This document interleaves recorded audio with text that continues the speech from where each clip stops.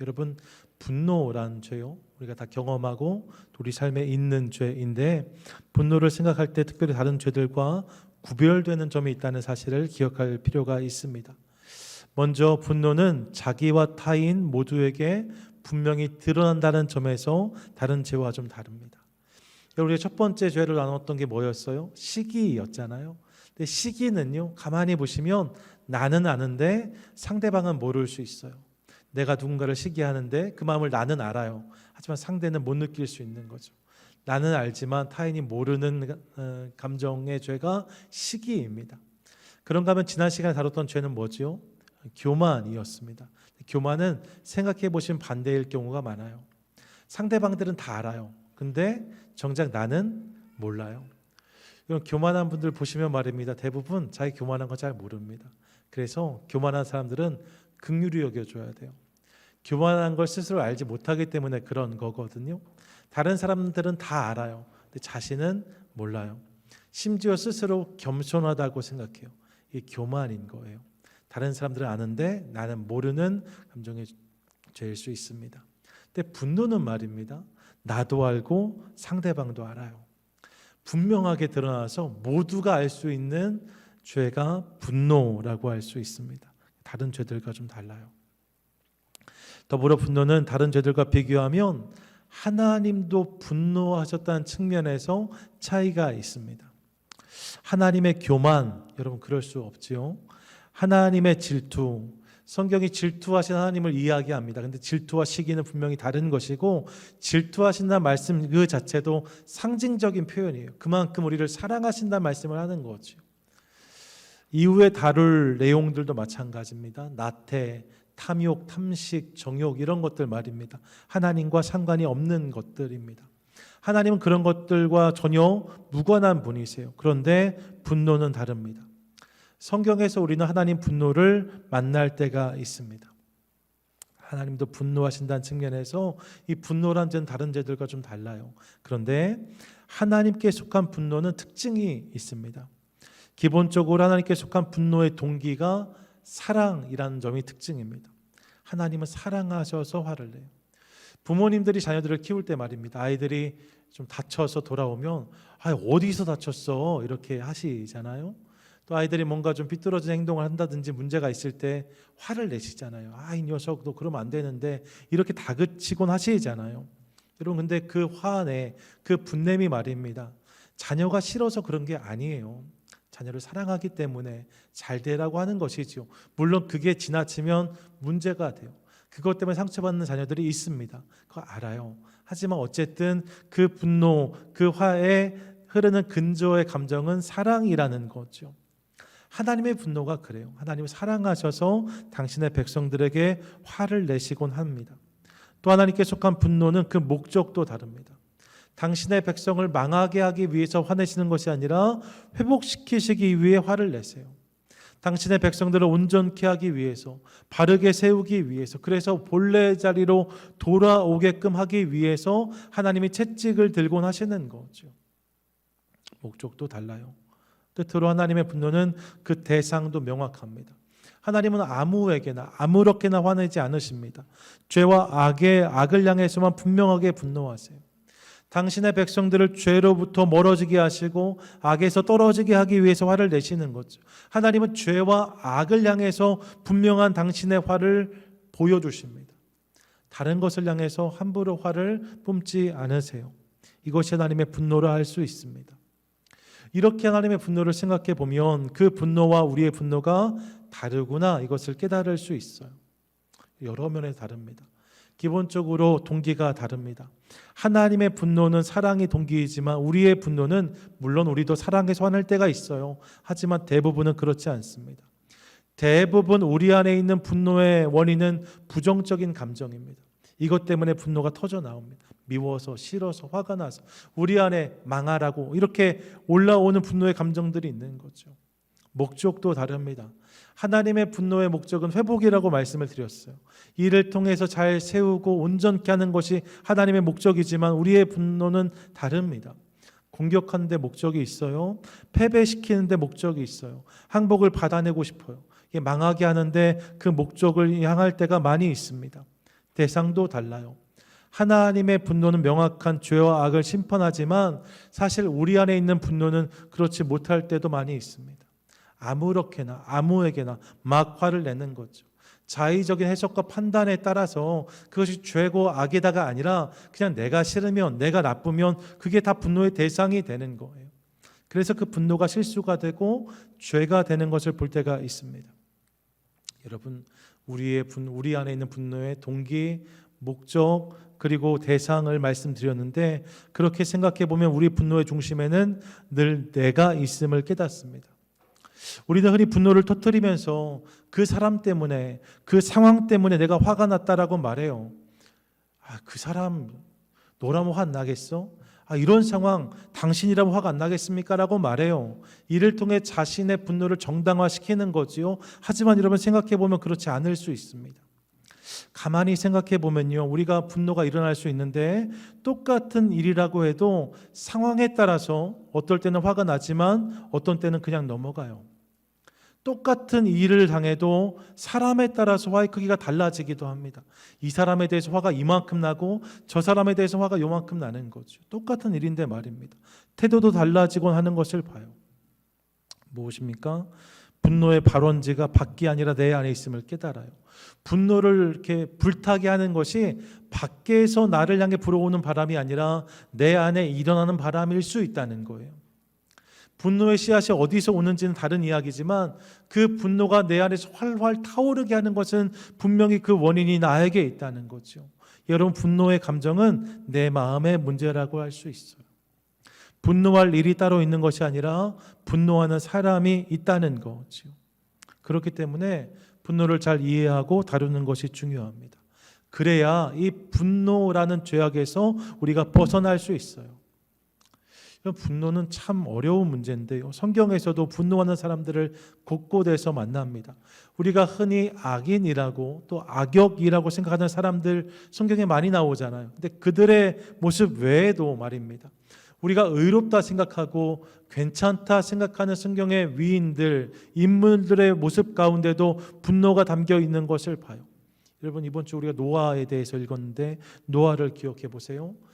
자신이 포도주에 취하는 실수를 범했잖아요. 그랬음에도 불구하고 여러분, 그렇게 깨어난 다음에 함과 그의 아들 가나안을 저주하는 노아를 봅니다. 자신이 실수하고 화를 자녀들에게 뿜어내고 있는 것, 저주해버려요. 모세를 기억해 보세요. 모세가 젊었을 때 애굽의 관리를 때려 죽였고요. 이후에 하나님의 사람으로 쓰임 받을 때도 백성들의 연약함을 보면서 화가 나서 바위를 지팡이로 내리치기도 하고 십계명 돌판을 와서 깨뜨려 버리기도 합니다. 삼손을 기억하시죠? 여러분, 하나님의 은혜로 놀라운 능력과 힘이 주어졌지만 그의 삶 가운데 곳곳에서 자신의 분을 이기지 못하는 모습을 우리가 확인합니다. 베드로요, 예수님이 제자로 그를 부르셨고 3년 동안 예수님을 쫓았지만 예수님이 십자가를 예고하셨을 때 말입니다, 이 베드로가 예수님을 꾸짖고 윽박지릅니다. 그럴 수 없다라고 이렇게 화냅니다. 감람산에 예수님을 잡으러 온 사람들 중에 말고의 귀를 칼을 빼내어서 자르는 모습 우리가 보고 있는데, 그런 분노가 베드로에게 있었음을 확인해요. 모두가 다 저들 안에 있는 분노의 모습이라고 할 수 있습니다. 하나님의 사람들이었지만 그들 가운데도 이런 분노가 있었다는 거예요. 하나님 마음에 합한 자였다고 불리우는 다윗도 예외가 아닙니다. 여러분, 다윗의 모습을 보시면요, 사무엘상 24장과 26장에서 다윗이 사울의 옷을 베는 장면을 우리가 목도해요. 24장과 26장에 두 번이나 다윗이 사울을 칠 수 있는 기회가 제공되는데 다윗이 그때 사울을 치지 않습니다. 하나님의 사람이니까 내가 그럴 수 없다라고 말해요. 그렇게 사울을 용서하는 다윗의 모습을 보면서 근사하다 생각할 수 있는데, 이 24장과 26장 사이에 25장이 있거든요. 25장은 전혀 다른 이야기가 등장해요. 다윗이 광야에 머물 때 말입니다, 목동들 중에 양을 치러 나온 목동들이 있었는데 늘 강도와 도둑의 위험에 노출되는 거죠. 그런 어려움 당한 동족의 목동들을 보면서 다윗이 몇 번 그들을 구해줬어요. 근데 그들의 주인이 나발이란 사람이었는데 그 나발이 양의 털을 깎을 때 말입니다. 추수할 때인 거예요. 농사로 말하면 큰 잔치를 벌였는데 다윗이 그동안 저들을 선대했으니까 그것을 기억하면서 자신 밑에 있는 소년들을 보내어서 음식을 좀 나누어 달라고 이야기하자 이렇게 이야기합니다. 근데 나발이 다윗이 보낸 사람들을 맞이했을 때 선대하지 않아요.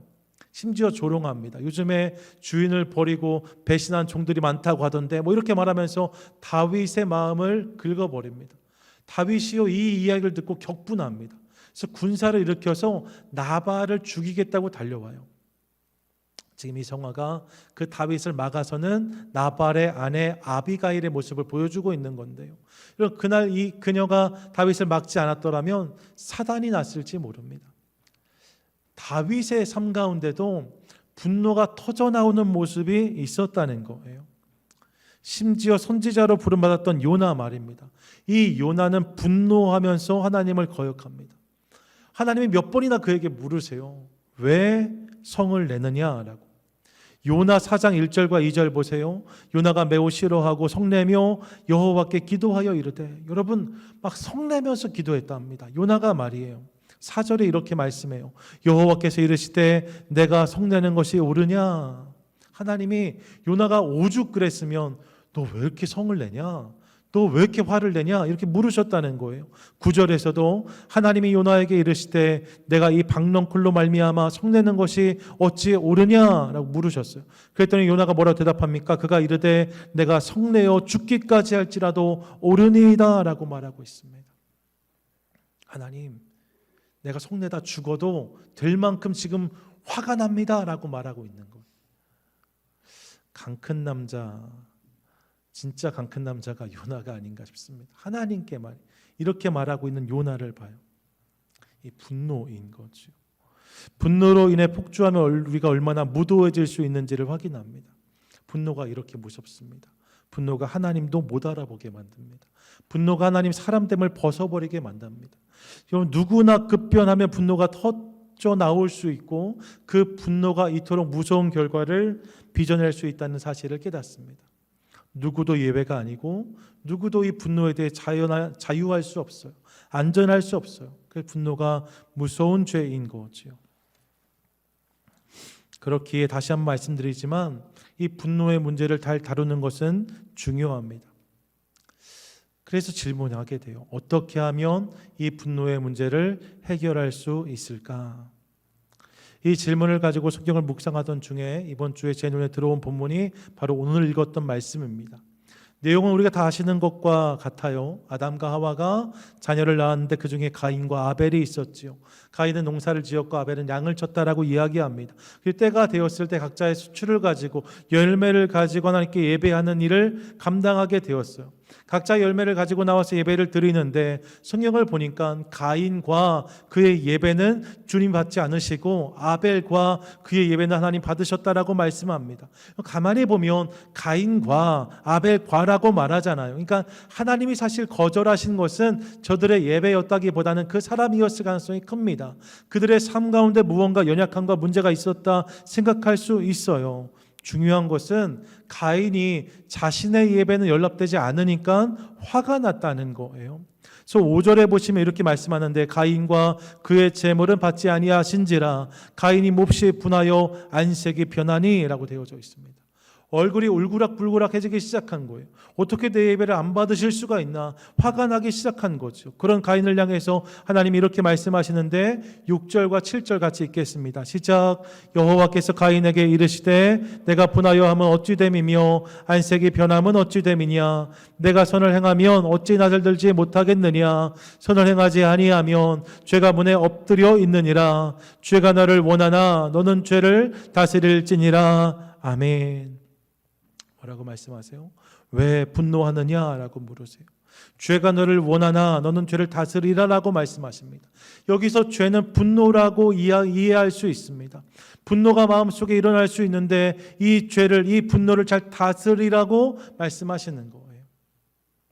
분노를 잘 조절하라, 분노를 잘 컨트롤하라 라고 말씀하신 거죠. 가인에게서 지금 분노가 일어날 때 하나님이 그렇게 말씀하시는 것을 봅니다. 하지만 가인이 이 분노를 조절하지 못해요. 8절에 보시면 그래서 동생 아벨을 쳐 죽이는 모습을 확인하죠. 여러분 보세요. 화가 누구한테 났어요? 하나님께 지금 화가 난 거잖아요. 하나님 왜 내 예배는 안 받으세요? 였는데 그 화를 가지고 누구를 때려 죽여요? 동생을 때려 죽여요. 절제가 되지 않은, 조절이 되지 않은 거죠. 엉뚱한데 분풀이를 해버린 것입니다. 분노가 낳은 처참한 결과를 만납니다. 본문 속에 제가 주목했던 부분이 어디냐? 7절이에요.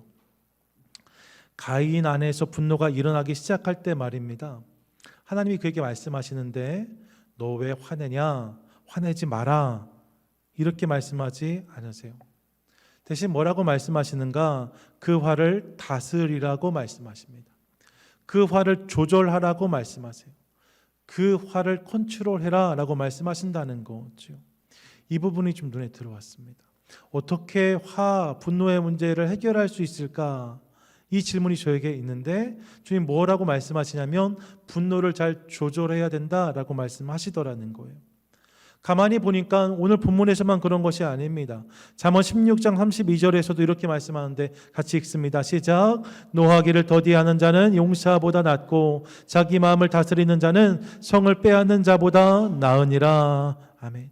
야고보서 1장 19절 20절도 이렇게 말씀해 함께 읽겠습니다. 사람마다 듣기는 속히 하고 말하기는 더디하며 속내기도 더디하라. 사람이 속내는 것이 하나님의 의를 이루지 못함이라. 에베소서 4장 26절과 27절이요 함께 읽습니다. 분을 내어도 죄를 짓지 말며 해가 지도록 품을 품지 말고 마귀에게 틈을 주지 말라. 여러분, 이 말씀 속에 공통적으로 언급되는 개념이 있어요. 그게 뭐냐? 분을 조절하라는 거예요. 화를 내지 마라, 분노하지 마라 라고 말씀하지 않으시고 우리 안에 있는 화를, 분을, 노를 더디하라고, 잘 다스리라고, 조절하라고 말씀하신다는 거죠. 이를 보면서 우리 안에 있는 분노가 조절의 대상임을 깨닫습니다. 조절하는 게 중요하다는 거예요. 결국 여러분 죄가 되는 화가 무엇인가? 어떤 맥락에서는 조절되지 않는 화라고 할 수 있습니다. 조절되지 않는 분노, 그것이 죄로 이어지는 분노라는 거예요. 분노를 조절하는 것이 중요하다는 거죠. 그렇게 생각해 보니까요, 현대인들이 가지고 있는 마음의 병 중 하나가 분노 조절 장애인 것을 깨닫습니다. 이게 뭐예요? 분노가 잘 조절되지 않는 거예요. 여러분 요즘에 그 정신과를 찾는 사람들 중에 이 분노의 문제로 정신과를 찾는 이들이 엄청나게 늘었답니다. 말도 못하게 늘어났대요. 분노가 조절되지 않는 거죠. 어떤 식으로 조절되지 않는가? 타이밍이 조절되지 않아요. 그래서 막 아무 때나 화가 확 터져 나오는 거죠. 막 화가 쏟아져요. 강도도 조절되지 않아요. 요만한 일이면 요만큼 화가 나야 되는데 요만한 일에 이만큼 화가 나요. 이게 조절이 되지 않는 거죠. 그런 일들이 있을 수 있습니다. 시간도 조절이 되지 않아요. 적당히 해야 되는데 이런 두고두고 그 분을 품어서 자기 뼈가 다 삭는 일들이 생깁니다. 그래서 상상할 수 없는 일들이 벌어져요. 총을 쏘기도 하고 가족을 죽이기도 합니다. 이번 주간에 여러분 뉴스 다 보셨죠? 한인 전도사님 가정이 가족들 다 죽이고 자기도 자살했어요. LA 근처에서 말입니다. 그 교회 유스 패스터였는데 유스 아이들 다 충격받아서 심리치료 다 받는다고 하더라고요. 정확한 이유가 보도되지 않았지만 여러분 분노와 무관하지 않을 거다라고 저는 생각해요. 그러지 않고서 그럴 수 없죠. 그런 일들이 벌어집니다. 프리웨이를 타면 여러분 질주하는 차들을 만나요. 아무렇게나 막 운전하는 차들을 볼 때도 있어요. LA 한인타운에서도 지나가는 사람에게 막 주먹을 휘두르는 사람들 볼 때 있잖아요. 우리 교회 가족 중에서도 언젠가 누가 갑자기 와서 따귀를 때렸다 하시더라고요. 깜짝 놀랐는데 그런 사람들이 있어요. 왜 그래요? 분노가 조절되지 않기 때문입니다.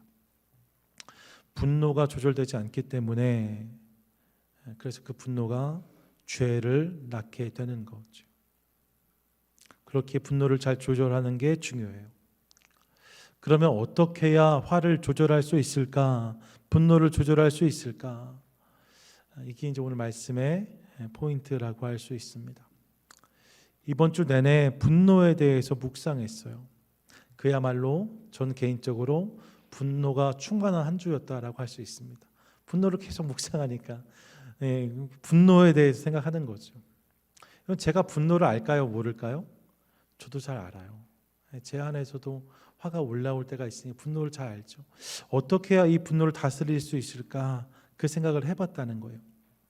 그러다가 운전을 하던 중에 우리의 인생이 운전하는 것과 비슷할 수 있겠다는 생각을 하게 되었습니다. 여러분, 운전을 안 할 수 없잖아요. 하지만 운전하다 보면 사고가 나곤 하는 거죠. 그래서 운전을 잘하는 게 중요해요. 모든 운전이 다 사고로 이어지는 것은 아니지만 안전한 운전을 하지 않으면 사고가 발생하잖아요. 그 사고가 치명적일 때도 있잖아요. 그러니까 운전을 하되 그 운전을 잘하는 게 중요한 거죠. 안전 운전을 해야 된다는 거예요. 그런 맥락에서 안전 운전을 하는 방법이 곧 안전한 인생, 즉 분노를 조절하는 인생이 되는 비결과 일맥할 수 있겠다는 것을 깨달았습니다. 이에 정리한 몇 가지 생각들을 나눠보려고 하는데 여러분 평상시보다 좀 더 적극적이고 실제적인 적용을 부탁드려요. 왜냐하면 분노는 우리가 현실에 마주하는 실제적인 문제이니까요.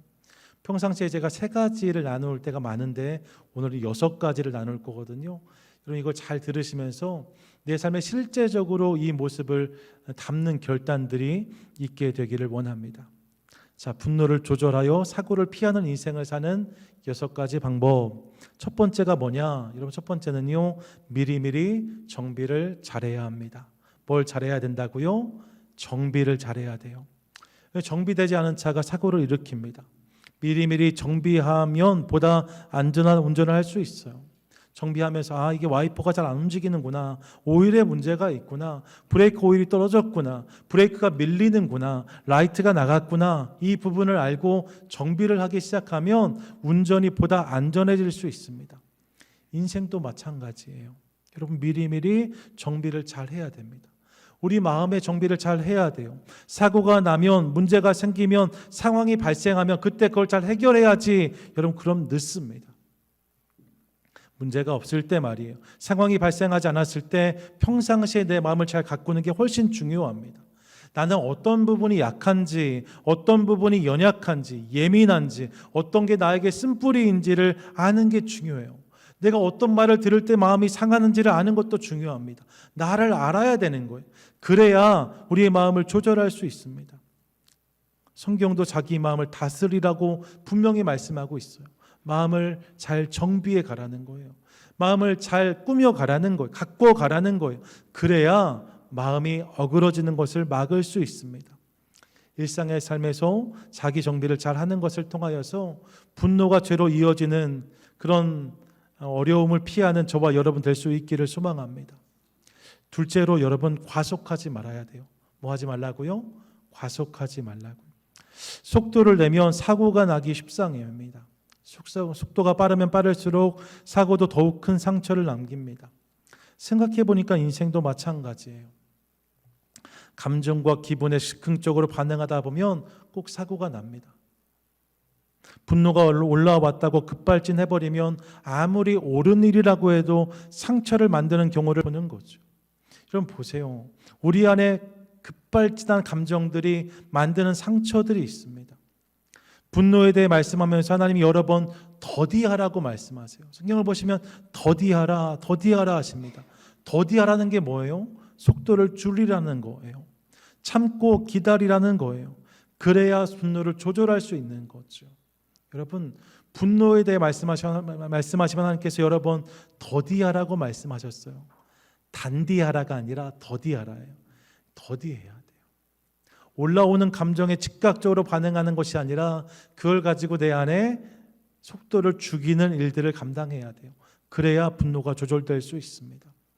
분노의 질주란 영화 보셨어요? 스포츠카들이 엄청난 속도를 가지고 질주하는 모습이 등장해요. 보면 시원하지요. 시원합니다. 그런데 여러분 시원하긴 하지만 그렇게 달리다 사고 나면 생명을 부지할 수가 없습니다. 분노의 폭주를 거절할 수 있어야 돼요. 올라온 감정으로 내질리면 마음은 시원하지만 수습하기가 어려운 거지요. 그러니까 좀 속도를 줄일 필요가 있습니다. 과속을 멈춰야 사고를 피할 수 있어요. 감정의 폭주를 멈추는 것을 통하여서 더 아름다운 인생으로 세워지는 저와 여러분 되시기를 축복합니다. 아멘. 셋째로 여러분, 안전거리를 유지하셔야 돼요. 뭘 유지하라고요? 안전거리를 유지해야 됩니다. 사고를 줄인 또 한 가지 방법이 안전거리를 유지하는 거예요. 사실 도로에서 어떤 일들이 벌어질지 알지 못하잖아요. 그러니까 만약을 대비해서 적당한 거리를 유지하는 것은 중요합니다. 사람과의 관계도 마찬가지예요. 선을 지켜주셔야 돼요. 기본적인 예의를 유지해 주셔야 되는 거죠. 여러분 잘 들어보세요. 친한 것과 무례한 것은 전혀 다른 이야기입니다. 어떤 분들은 친한 것과 무례한 것을 착각해요. 그래서 친해졌으니까 무례해도 된다고 생각해요. 혹은 무례한 것이 친한 것의 증거다라고 생각해요. 하지만 여러분 그렇지 않습니다. 친한 것과 무례한 것은 전혀 다른 이야기입니다. 우리 주변의 사람들 중에 내가 무례하게 대해도 되는 사람은 하나도 없어요. 하나도 없어요. 그래도 되는 사람은 하나도 없습니다. 무례하면 거기서 분노가 생겨요. 분노가 이후에 치명적인 상처가 되는 것을 봅니다. 그러니까 여러분 안전거리를 유지해야 돼요. 늘 예의를 지켜야 돼요. 존중해야 돼요. 배려해야 돼요. 그 거리를 늘 지켜주어야 돼요. 이 거리를 무시하면 사고가 날 수밖에 없습니다. 넷째로 시그널 사인을 잘 보내야 됩니다. 뭘 보내라고요? 시그널을 잘 보내라고요. 여러분 이게 뭐 얘기하는 거예요? 깜빡이 이야기하는 겁니다. 깜빡이. 이게 의외로 중요합니다. 종종 사고 날 때 보면 여러분 레프턴 라이트를 켜지 않든지 아니면 브레이크 등이 꺼져서 사고 나는 경우들을 볼 때가 있습니다. 여러분 시그널을 미리 보내지 않고 턴을 하다가 사고가 나는 경우가 생각보다 많다는 거죠. 사람도 그럴 수 있어요. 미리미리 시그널을 보내면 사고를 피할 수 있는데 시그널을 보내지 않으면 큰 사고가 나는 것을 볼 수밖에 없습니다. 예를 들면 이런 거예요. 무언가 서운한 마음이 생겼다. 그럴 수 있잖아요. 섭섭병, 이 감기 같은 거거든요. 찾아오는데 약을 먹어도 사실 감기가 잘 안 낫잖아요. 섭섭병도 그래요. 약이 없어요. 그냥 시간이 좀 지나고 해야 이 병이 사라지는 건데 말입니다.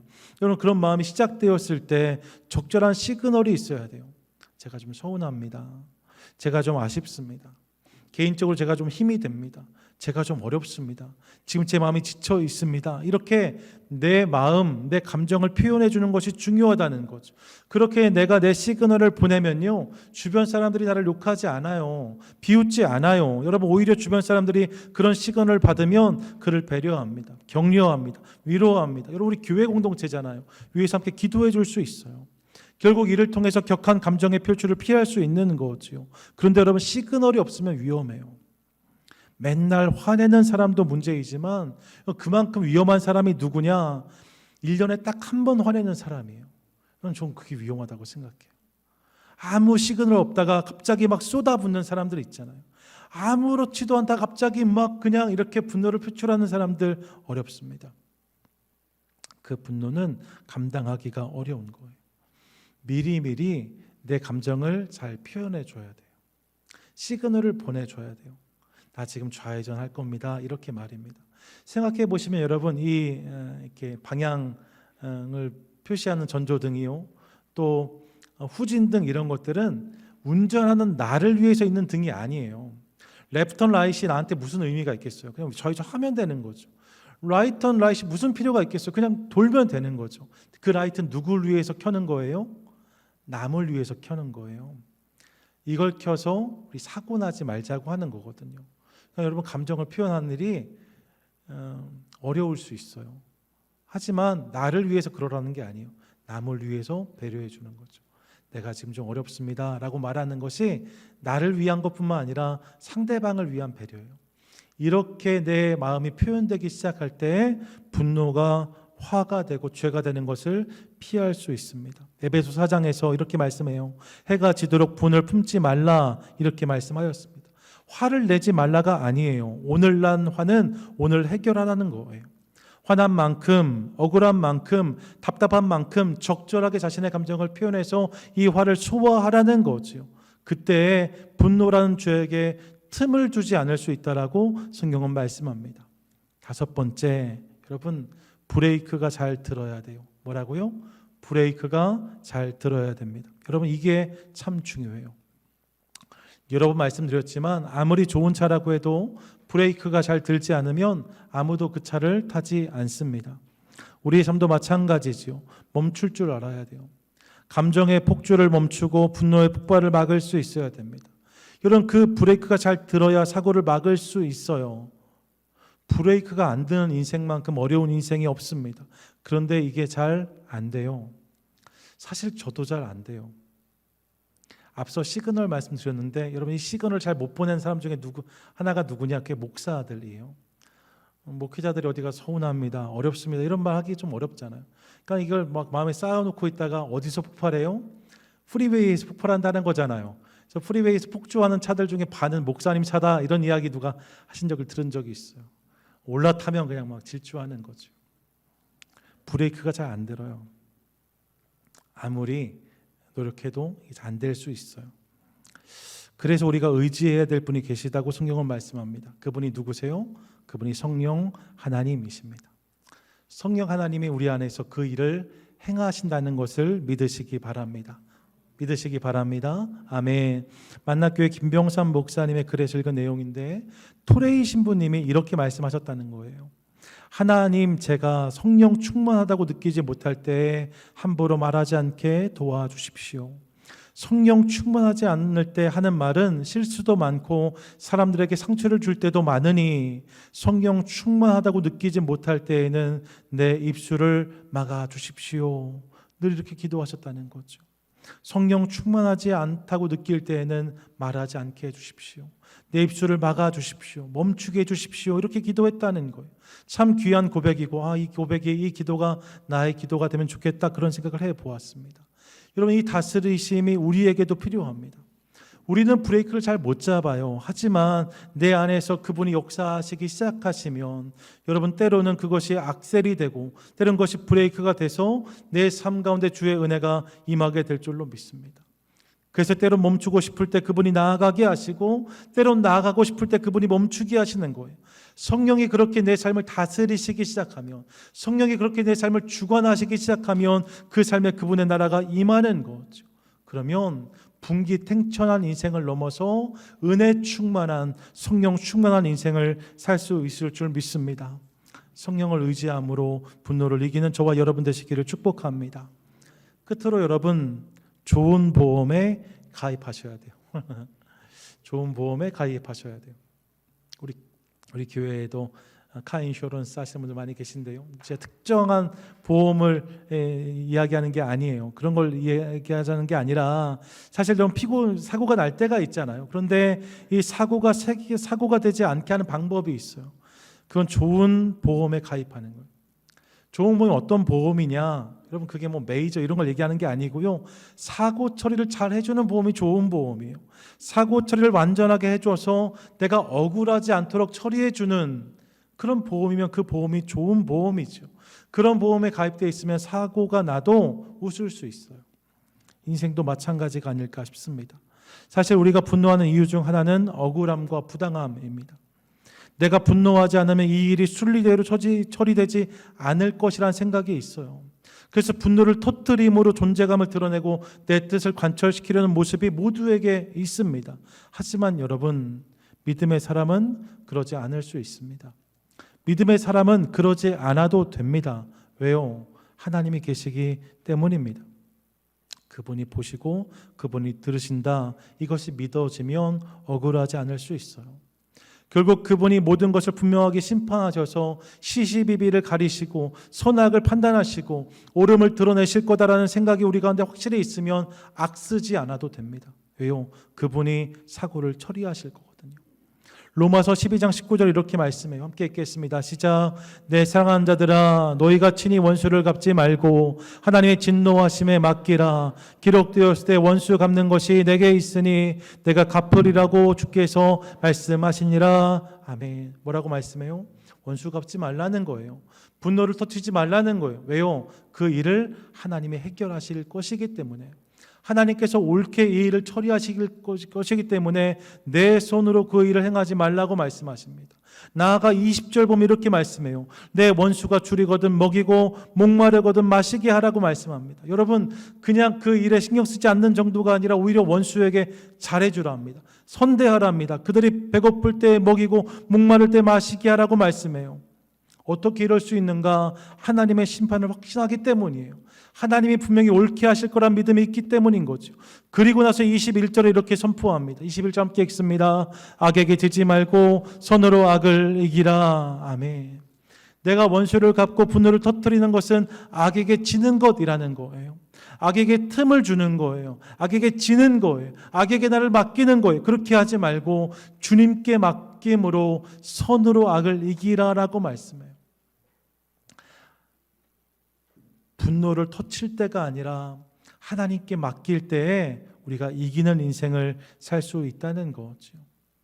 여러분, 하나님이 우리 인생 최고의 보험이십니다. 믿으십니까? 아멘. 그분이 가장 잘 처리해 주세요. 그분이 가장 최선의 길로 우리를 인도해 주세요. 그분을 신뢰함으로 분노를 넘어 복된 인생을 경험하는 저와 여러분 되시기를 축복합니다. 아멘. 자, 오늘 세 번째 죄 뭐였어요? 분노였습니다. 여러분, 분노였는데 성경은 분노하지 말라라고 하지 않고 분노를 조절하라, 다스리라라고 말씀한다고 나누었습니다. 화를 잘 숨기는 게 능사가 아니에요. 여러분, 교회 가족들 보시면 내가 그래도 성도인데, 내가 그래도 믿는 사람인데 화를 자꾸 숨기려고 해요. 근데 여러분, 이 화를 처리하지 않고 숨기면요, 이게 나중에 화가 되고 한이 되고 병이 됩니다. 화는 잘 숨기는 게 능사가 아니라 잘 처리하는 게 중요해요. 잘 처리해야 돼요. 이를 위해 6가지 인생의 안전 운전 방법을 오늘 나누었습니다. 첫 번째가 뭐였어요? 사전 정비. 두 번째가 뭐예요? 과속 금지. 세 번째가 뭐예요? 안전거리 유지. 네 번째는요, 시그널. 다섯 번째는요, 브레이크. 여섯 번째는 확실한 보험이라고 말씀드렸습니다. 이것들이 우리 삶 가운데 갖춰지기 시작할 때, 그런 모습이 우리 삶 가운데 세워지기 시작할 때 우리의 삶은 분노가 터져나오는 인생을 넘어서 은혜와 감격, 기쁨이 넘치는 인생이 되게 될 줄로 믿습니다. 바라긴 이를 잘 기억하며 안전 운전하는 것을 통하여서 분노로 인한 사고를 방지하고 승리와 감격을 경험하는 복된 성도 저와 여러분, 우리 모두가 되시기를 주님의 이름으로 간절히 축원드립니다. 아멘, 아멘.